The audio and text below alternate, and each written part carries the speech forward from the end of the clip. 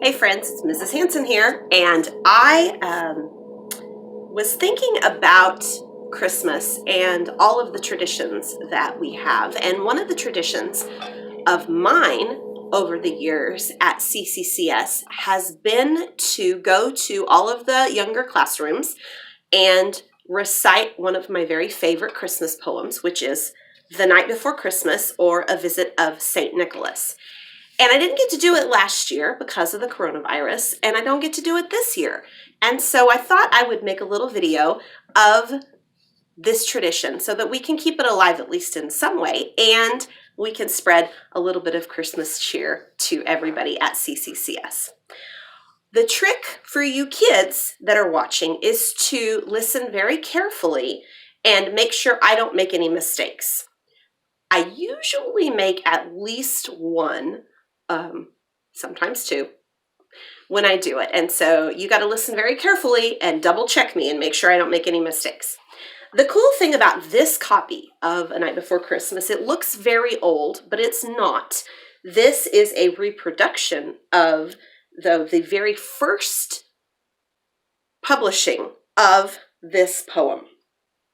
It's a little bit different than some picture books in that it has the whole poem written on just a few pages and then some other pictures as it goes through. So I will turn the pages, but it won't necessarily correspond with the poem that we're reading. The poem is attributed to Clement Clarke Moore. And so here we go. 'Twas the night before Christmas, and all through the house not a creature was stirring, not even a mouse. The stockings were hung by the chimney with care, in hopes that St. Nicholas soon would be there. The children were nestled all snug in their beds, while visions of sugar plums danced in their heads. And Mamma in her kerchief and I in my cap had just settled down for a long winter's nap, when out on the lawn there arose such a clatter, I sprang from my bed to see what was the matter. Away to the window I flew like a flash, tore open the shutters and threw up the sash. The moon on the breast of the new fallen snow gave a luster of midday to objects below, when what to my wondering eyes should appear but a miniature sleigh and 8 tiny reindeer, with a little old driver so lively and quick, I knew in a moment it must be St. Nick. More rapid than eagles his coursers they came, and he whistled and shouted and called them by name. On Dasher, on Dancer, on Prancer and Vixen, on Comet, on Cupid, on Donner and Blitzen, to the top of the porch, to the top of the wall, now dash away, dash away, dash away all. As dry leaves before the wild hurricane fly when they meet with an obstacle, mount to the sky, so up to the housetop his coursers they flew, with a sleigh full of toys, and St. Nicholas too.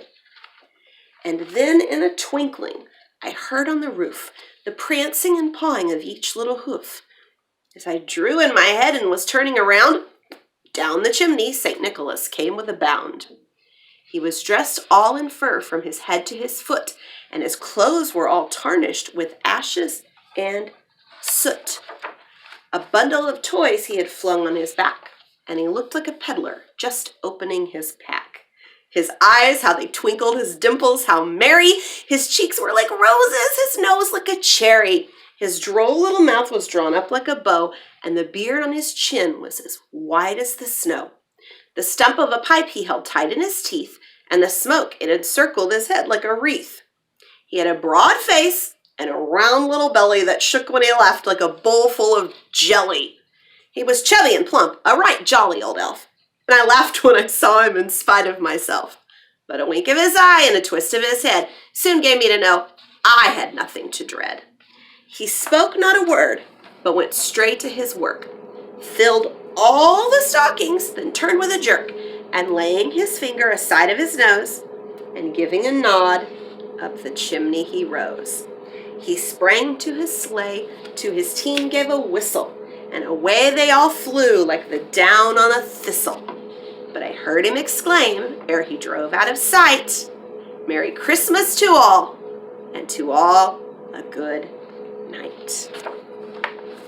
Merry Christmas, everyone, and may God bless us, everyone.